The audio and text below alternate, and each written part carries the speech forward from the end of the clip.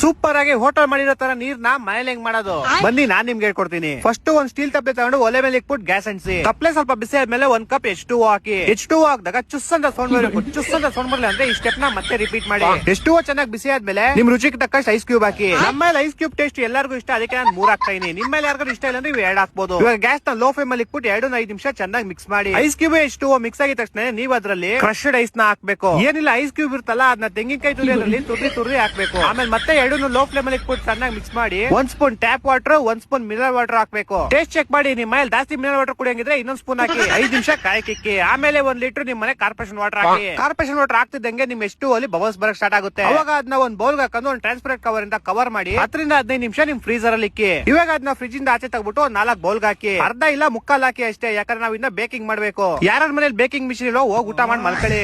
ಯಾರ ಮೇಲೆ ಇದೆಯೋ ಅದಕ್ಕೊಂಚೂರು ಆಯಿಲ್ ಕೋಟಿಂಗ್ ಹಾಕೊಳ್ಳಿ, ಯಾಕಂದ್ರೆ ನಾವು ಬಿಸಿ ಮಾಡ್ಬೇಕಾದ್ರೆ ಅಂಟ್ಕೊಂಬಾರ್ದು. ನಾವು ಮಾಡಿರೋ H2O ಟ್ರೇ ಅಲ್ಲಿ ಇಟ್ಬಿಟ್ಟು 180 ಡಿಗ್ರಿ ಸೆಲ್ಸಿಯಸ್ ಅಲ್ಲಿ ಓವನ್ ಅಲ್ಲಿ ಬಿಸಿಗಿಕ್ಕಿ. ಇದೇ ಗ್ಯಾಪ್ ಅಲ್ಲಿ ನಾವು ಟಾಪಿಂಗ್ಸ್ ರೆಡಿ ಮಾಡ್ಕೊಳ್ಳೋಣ. ಟಾಪಿಂಗ್ಸ್ ಗೋಸ್ಕರ ನಾನು ಯೂಸ್ ಮಾಡ್ತಾ ಇರೋದು ಫ್ರೋಸನ್ ಕ್ಯೂಬ್. ನೀವು ಬೇಕಾದ್ರೆ ಕಾಕ್ಟೇಲ್ ಐಸ್, ಚಿಲ್ಲಿಂಗ್ ಕ್ಯೂಬ್ ಏನ್ ಬೇಕಾದ್ರೆ ಯೂಸ್ ಮಾಡಿ. ಈ ರೆಸಿಪಿ ಇಂಡಿಯಾ ಬಿಟ್ಟು ಹೋಗ್ಬಾರ್ದು. ಇಂಡಿಯಾ ಬಿಟ್ಟು ಹೋದ್ರೆ ನೀವೇ ಜವಾಬ್ದಾರಿ. ನಾಸಾದವ್ರು ರಿಪೋರ್ಟ್ ಮಾಡಿ ವಿಡಿಯೋ ಡಿಲೀಟ್ ಮಾಡ್ಸಕ್ ಮುಂಚೆ ಬೇಗ ನಿಮ್ಮ ಮನೆ ಇದನ್ನ ಟ್ರೈ ಮಾಡ್ಬಿಡಿ. ನೋಡಿ ಏನ್ ಸಕ್ಕತ್ತಾಗಿದೆ ಬಿಸಿನೀರು.